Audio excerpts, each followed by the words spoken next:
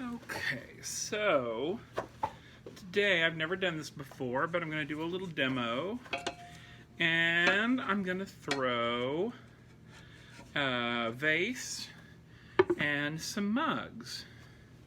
So first thing I'm going to do is throw some mugs. So what I'm doing is I'm here all by myself in the studio, clay studio at the Craft Guild of Dallas, where I teach. And these are the bats that we use here. They're just these plastic bats.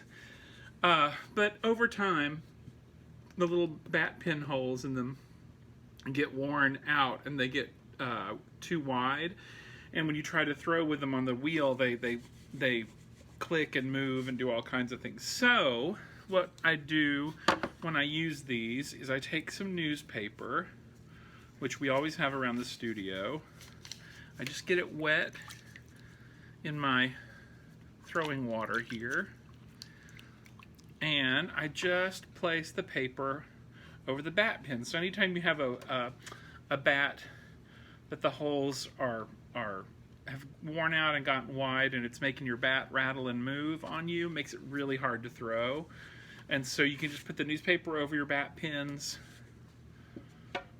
put it down on, and that little bit of newspaper fills in those holes and keeps your bat from sliding around on you. So first thing I'm going to do is I'm going to throw a vase out of 3 pounds of clay.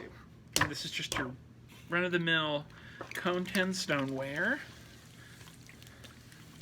I'm going to get it centered.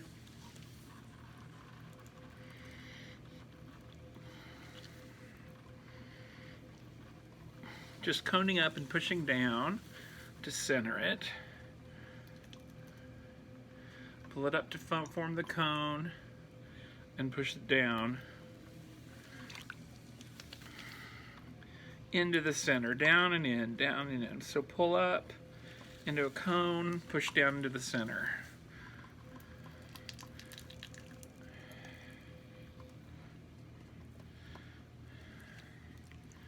And this is like I said, a cone 10 stoneware, but it's also reclaimed clay. So it's a mix of a red stoneware and a white stoneware. So it's kind of somewhere in between. I have no idea what it's going to look like when it's fired, but I'll find out eventually. So got that centered. Now I'm going to open. I usually just press in with both thumbs like this to make a divot in the top, get some water in it, and then I use my middle finger on my left hand because I feel like it gets the most leverage, and I just press right down into the center in one fluid motion. And I've gotten pretty good at gauging where the bottom is so that I don't get too thin a bottom, because that can cause all kinds of problems. But I kind of threw this off the center just a touch, so I'm going back and recentering it real quick.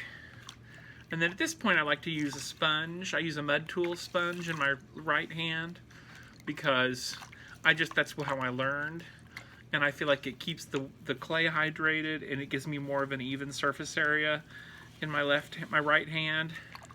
And I almost can't throw without it now. It's very funny if I try to throw without it. So now I'm just going to pull up for the first time, make my first pull. And what you want to do is you want to avoid the trap of leaving too much clay in the base of your piece that you're throwing. The problem, it's easy when you're a beginner to leave clay in the bottom. You end up having a lot of pots where the wall looks like this. Get it down lower, like that, instead of like that. Mostly an even wall from top to bottom, or bottom to top. So what I always tell my students to do is when you go in to make that first pull, do what I call an undercut, meaning you go down in and you push in on the clay more or less from both sides so that you've made an undercut just barely under the clay. I say it's almost like you have a big ring of clay above these fingers.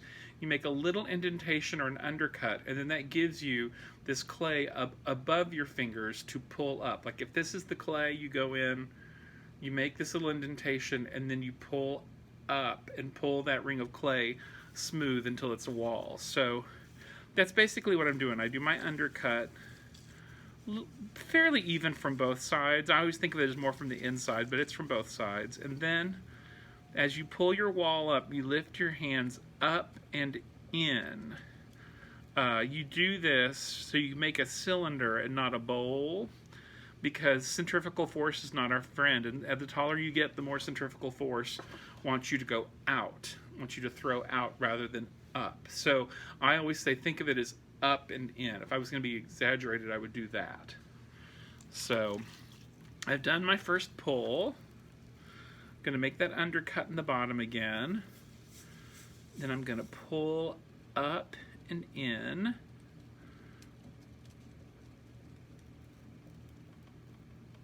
And that's pulled it up quite a bit.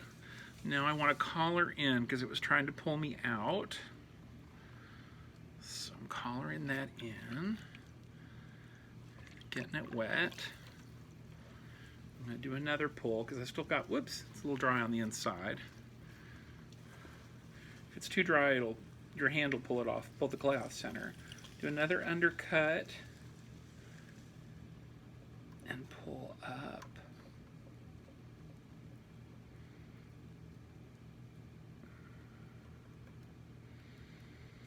And at this point, I'm just throwing a cylinder.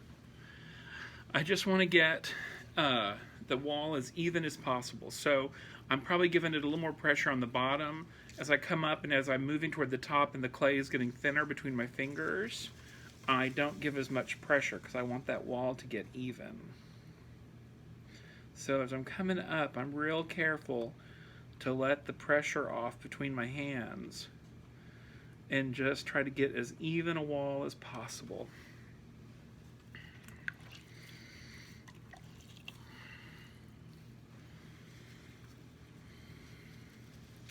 Do another pull.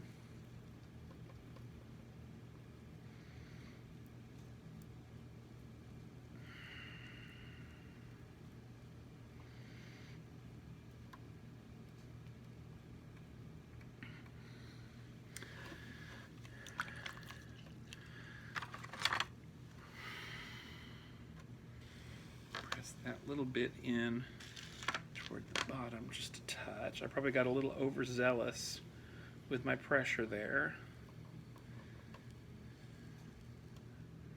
Okay, so got a nice cylinder. I want to give it one more pull just to make sure that I've gotten that wall good and even. And water is your friend. When you first start out, I always tell people keep your clay wet because you want your hands to sort of be slick and hydroplane across the clay surface. And people tend to use way too much in the beginning, and after a lot of practice, you kind of get to the point where you don't need as much. I went through a long period where I didn't use a splash pan, but now I still made a mess, so I decided not to use a splash pan anymore. I decided to go back to using a splash pan.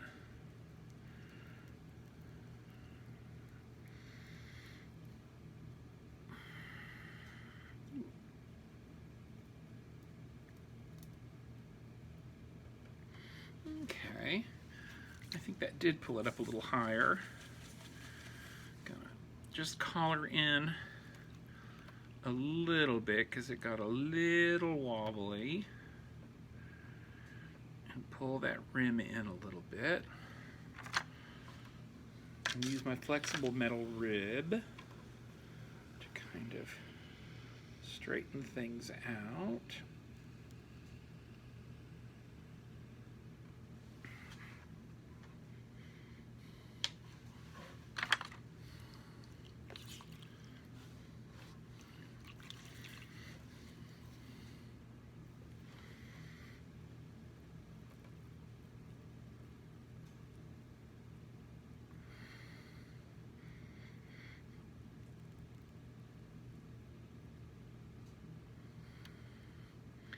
just that little bit toward the top didn't seem even to me, so somehow.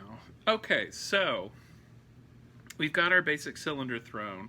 So now I'm going to start doing some shaping to make my vase shape. And I do have a shape in mind. So I'm just going to start doing my shaping.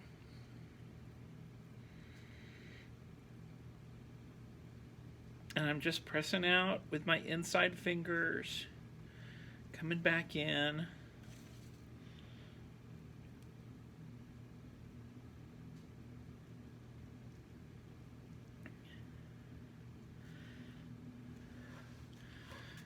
And this is where I'm going to start using my metal rib again.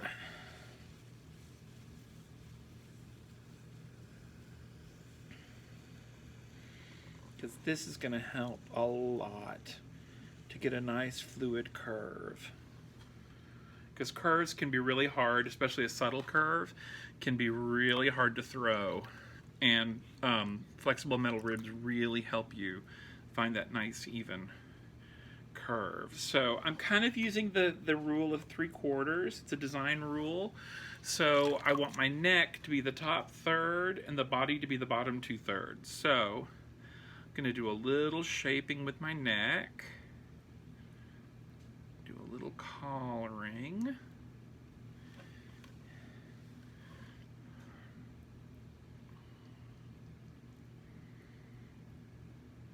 Just to get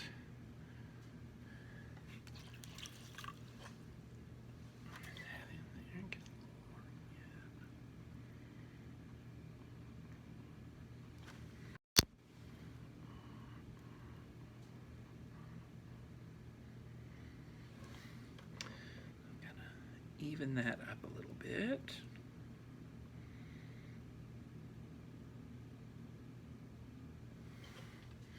And you may be noticing that there's an uneven rim, but I'm going to fix that here in a little bit. But right now I want to finish doing my shaping.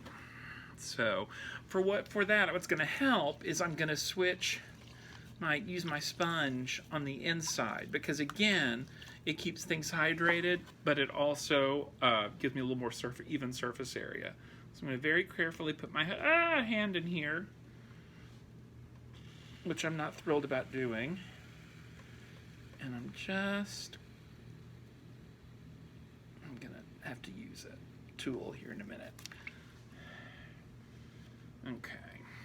That was not the brightest idea.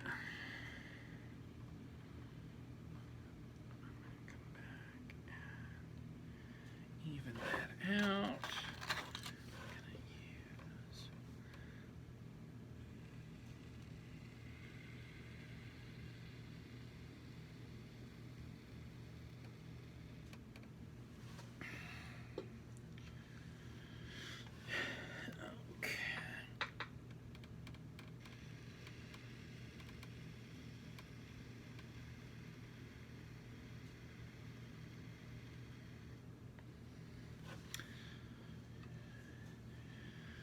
Now I'm gonna go over here and get my sponge on a stick. I forgot to bring that with me. But I will go, although I'm kind of liking that shape, but I bet I can improve on it just a touch. So let me go over here.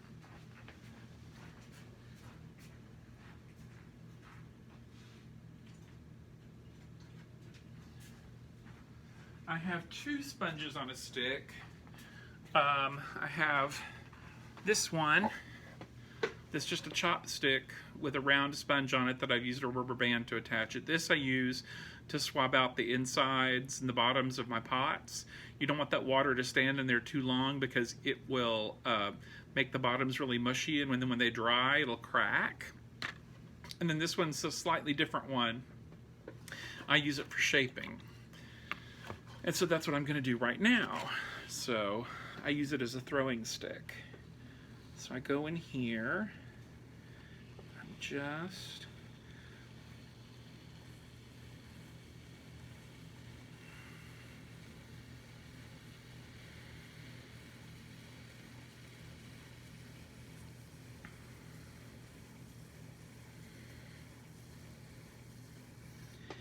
And that gives it a little more shape. It evens things out a little bit, which I wanted. I'm going to trim a little off the bottom right quick. There's a school of thought that would say that I shouldn't have this much excess on the bottom, but it's just a school of thought. I'm not going to get too worried about it.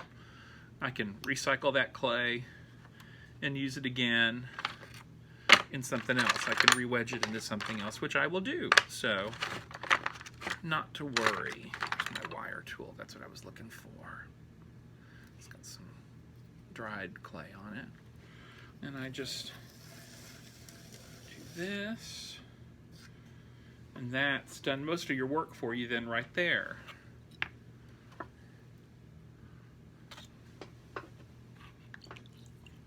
And I would love to try to get down in there and do a little shaping with my throwing stick. So it's going to be tough, but let me see if I can do it.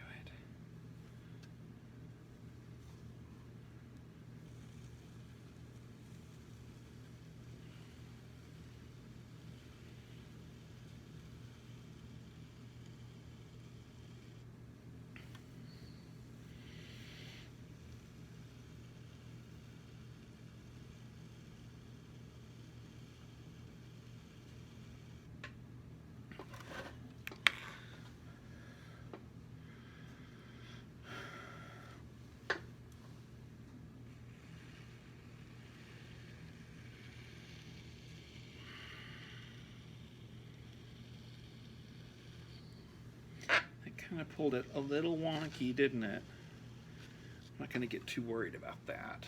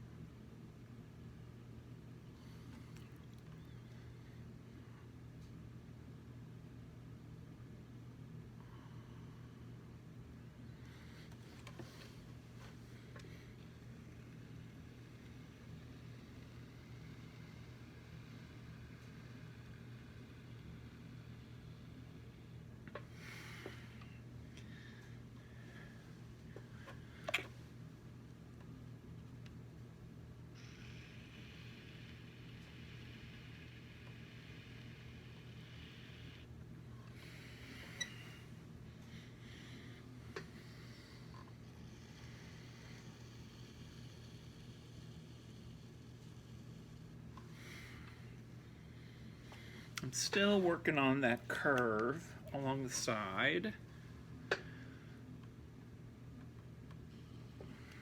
And this is why I say these curves can be tough.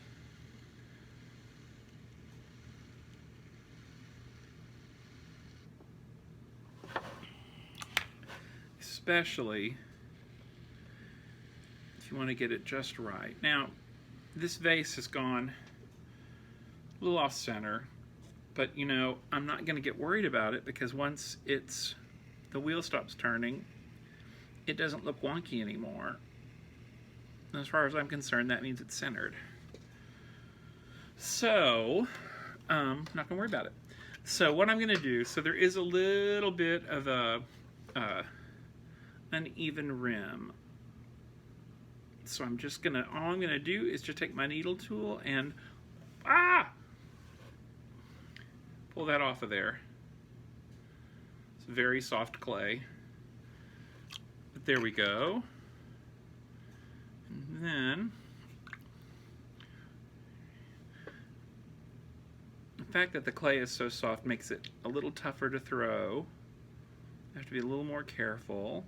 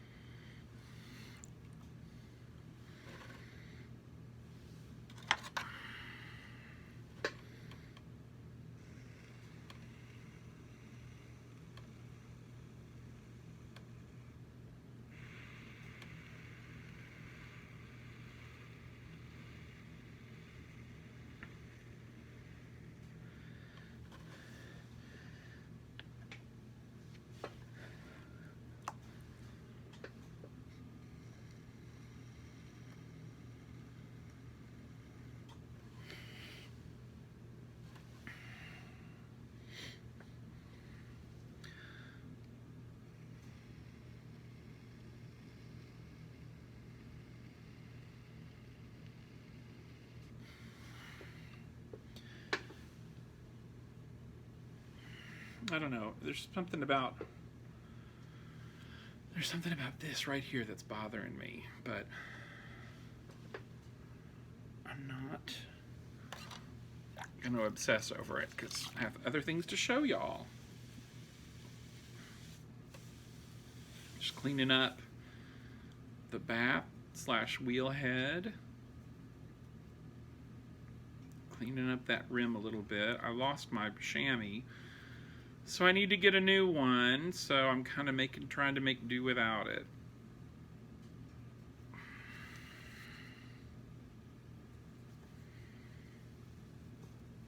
But that's basically a vase. This is the kind of vase I've seen a lot of the North Carolina potters make. There's probably it's also kind of maybe a little Asian looking too. There's definitely that influence,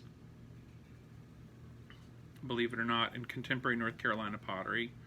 Of course, I make that pronouncement and I'll probably have 10 people say, no, that's not true, but anyway. Then I put in a little groove at the bottom so that when I finally cut it off the wheel, it gives it a little groove for the wire to move in. Just makes it a little easier and cleaner to cut off.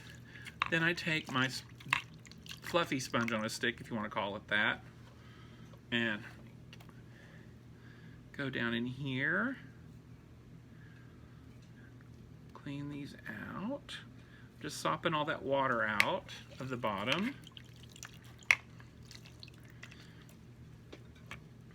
And I'm going to save these, and I will do another video on my carving so people can see how I do my carving. I get a lot of people asking if it's some kind of a template or stamps or how I do it, but it's just done freehand. So I'll do a whole video and carve all of these in the video. So that's the vase right there. No, I like that more than I thought I would. So I'm gonna save my little hunks of newspaper from earlier. Gonna put him right there. Then now we're gonna do the mugs. The coffee mugs will probably go quicker because they're smaller. That was 3 pounds of clay, that vase. The mugs tend to be between £1.25 pounds to £1.5 pounds.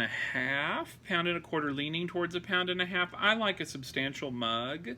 My mug at home is huge. It takes almost an entire, can take almost an entire 2-cup French press, which is what I use every morning. So I like big mugs, and I cannot lie, as the song says. But I make these a little smaller than probably what I would make for myself most of the time. So my bat down. These are all £1.25 pounds-ish, leaning towards £1.5 pounds. So I'm gonna throw this. Sometimes I do a straight-sided mug. Lately I've been doing one with more curves. It just depends on what photos and I've been watching and what videos I've been seeing and kind of what's in the forefront in my mind.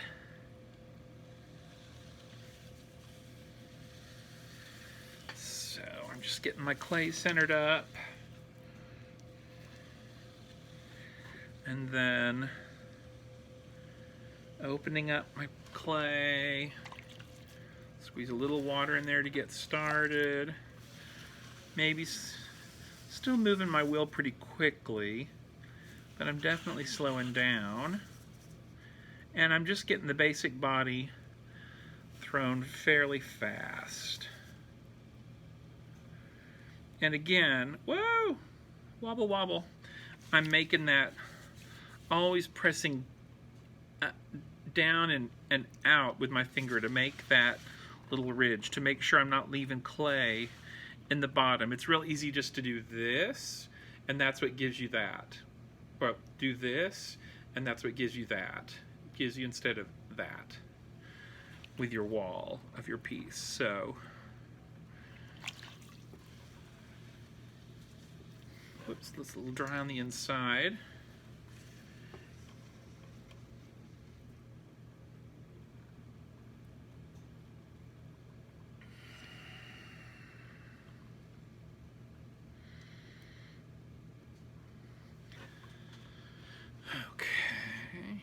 this is, like I said, this is going to be a substantial mug. So I have found over the years as my throwing skills get better, I can pull things thinner and be more efficient and use more clay.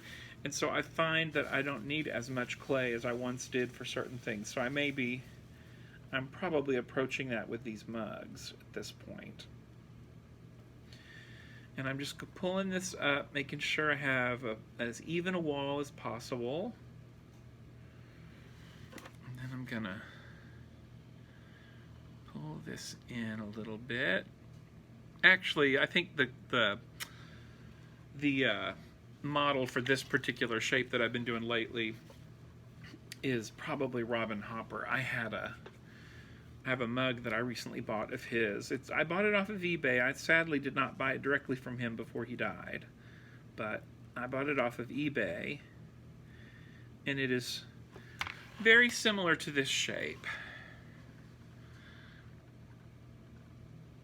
And I found that mugs are a great thing to collect more than anything because there's a lot of craftsmanship that goes into them. And I like the idea of functional pottery and things being useful. So I like to have in my I like mugs in my collection because I can use them all the time. And it sort of makes me think of the artist and all of that. And it just makes coffee and tea taste better. And it's in a handmade mug. I always say that. So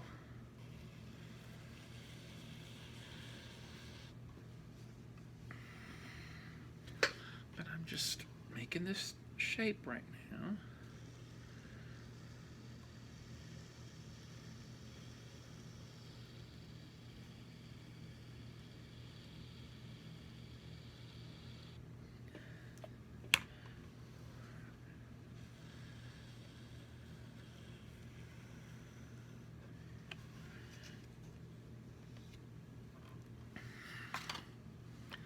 Nice shape. You also, on a rim of a mug, it works best if it's not a purely round rim, like a perfectly arched rim.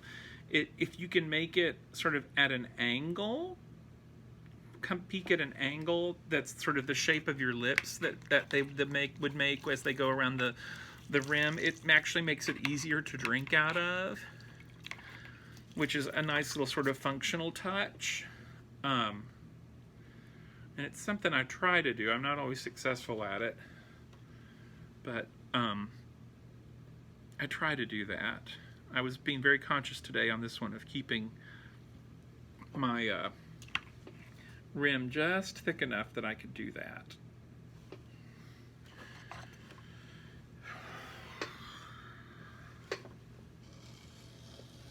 I do a little trimming on the bottom, which will then, when I then turn it over to trim it, to finish the job, will make it very easy.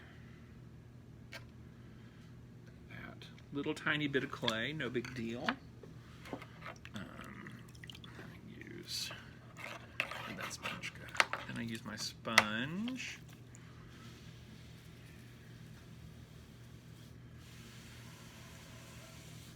And there's a mug. And, you know, people always ask me, yeah, this is, also keep in mind there's going to be a good, probably at least 15% shrinkage, meaning as it dries and goes through the firing process, it's going to shrink and become smaller. So whenever people say, how big should I make something? I always say, make it bigger than you ever think you would need or want. And then by the time it's finished, it'll probably be exactly what you want. So there's that mug. I'm very happy with that shape. So there's that. So we'll do another one. I'll do a different shape so y'all can see a different shape. And I think I'm going to go for some new newspaper as well. So I'm just using just good old newsprint. It's nothing fancy. That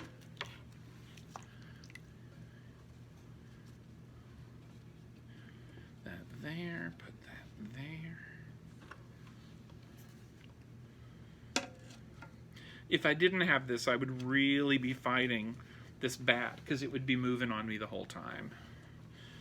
Every time it spun, and it would throw everything off center, so.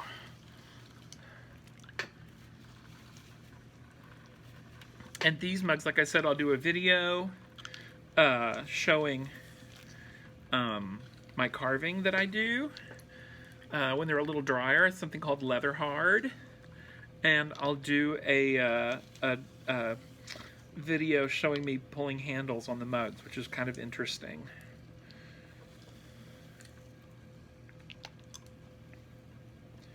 So I'm just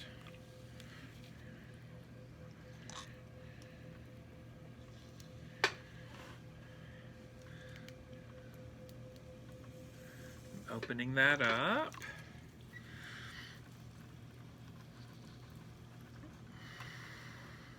And I really make sure, like I said, I make sure I really push out with that my middle finger to get that right angle in the bottom of my pot here, of my mug. So I can pull up as much clay as possible into the body and not leave clay in the bottom. You kind of get to the point where you can tell if you've left clay in the bottom because you pick the bat up off the wheel and the piece feels heavy. I threw a tall candle holder the other day. I think it was like 2 or 3 pounds, and it was very tall and light as a feather. In fact, I was a little alarmed at how light it was. So,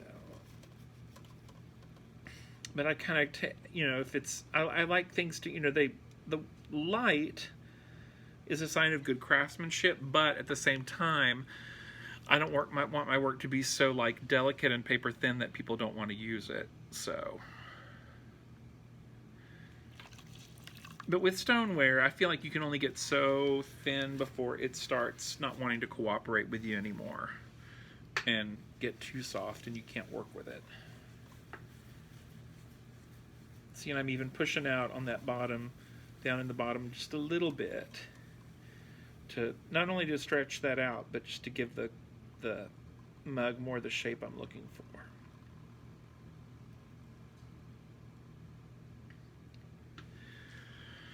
Got a couple of tiny little air bubbles, and sometimes you get air bubbles. I mean, that's part of the reason you wedge clay. Wedging is like kneading bread, but you wedge it in large part to get air bubbles out of the clay, and sometimes you miss them, especially when they're tiny, and so you just take your needle tool and go in there and pierce them to get rid of them, and because they can cause trouble down the road. And then all I'm doing with this one is pull that rim in a little bit because I want to get a little more of a very subtle curve. And this mug is going to be a little more up and down. I have a little more taper on it.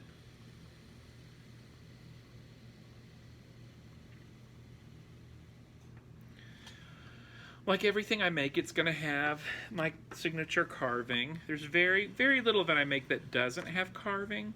Lately, my bowls don't have carving on them only because I feel like, for the most part, with a bowl, you see the inside, and you can't really see the inside I don't want to carve because I don't want food and cheese and whatever else you put in there to get stuck in all the grooves. But I don't want to carve on the outside necessarily because you don't really see that because the outside of a bowl usually is facing down. So lately in my bowls that I've made recently, within the last month or so, recently, don't have any carving on them. And I kind of like it. There's something that's a very very spare simplicity to them that I like a lot.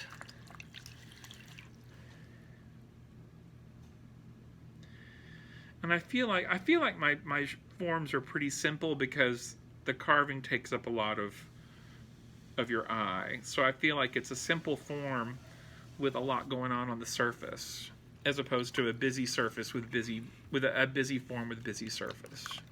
I feel like there needs to be a balance between the two. So I'm just swabbing out the water in the bottom. And that's totally different shape. I like making these too as well, this shape.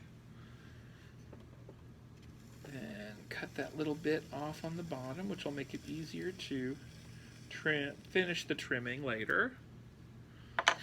And what I usually do with these, when I take the bat off the wheel, I'll put this on another slowly spinning wheel head with a fan on it so that it can dry just enough that I can go ahead and cut it off the bat and pick it up and put it on a wear board so that I can cover it up and come back to it later and let it get leather hard, which is halfway dry. It's still wet, but it's dry enough that it's easy to handle and you can still carve on it and put handles on it and do whatever you need to do. So, but I did the same elongated lip on this one. Let's see if I can pick that up and can see it a little more closely. Now I'm going to do one more. I see this is turning out to be a long video, and I apologize, but hopefully it's informative to some of y'all, if not all of y'all. Gonna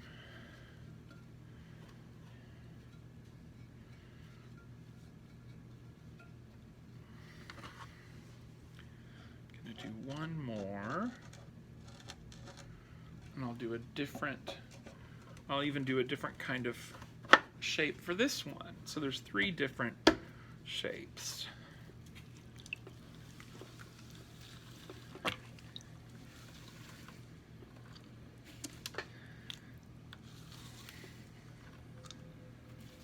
This one is going to look a little more like your traditional diner coffee mug. A little more up and down with a slight concave curve.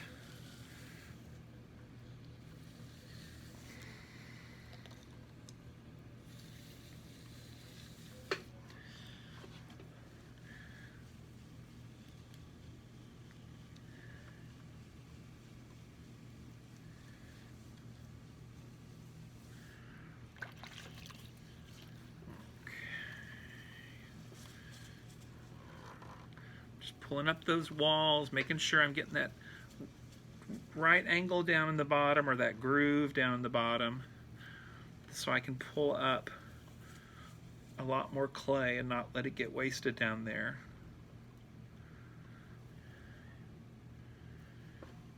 Because 1.25 pounds to 1.5 pounds, that should get you a really nice substantial mug. So that's, you know, it's when you don't end up with something very big, it's usually kind of heavy.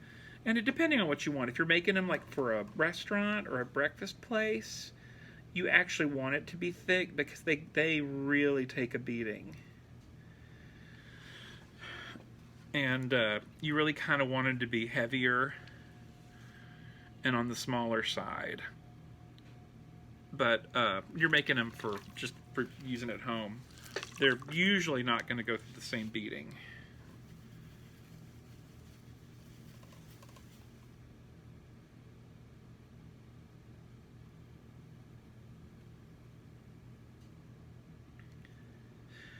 Just getting that nice groove. And then I'm going to use my flexible rib to smooth out that nice curve.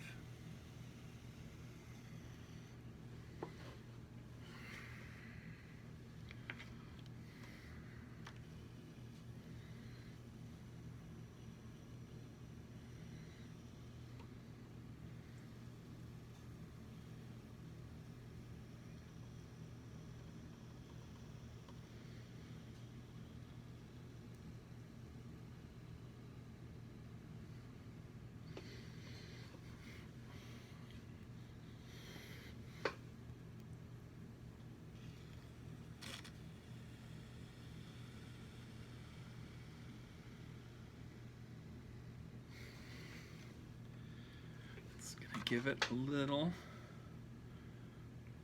bit of an uneven rim there. But you know what? I'm going to leave that. That's not going to hurt anything.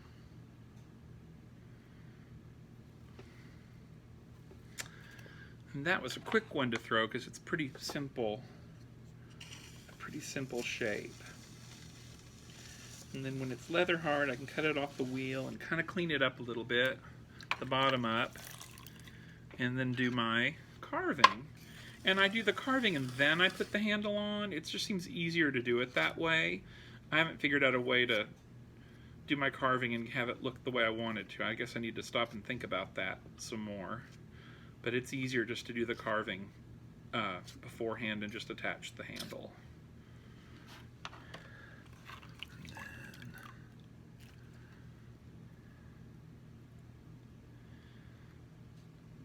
Okay, and that's it. That's 3 mugs and a vase, like 4 weddings and a funeral, but really different. So that's about it. Thanks so much for watching.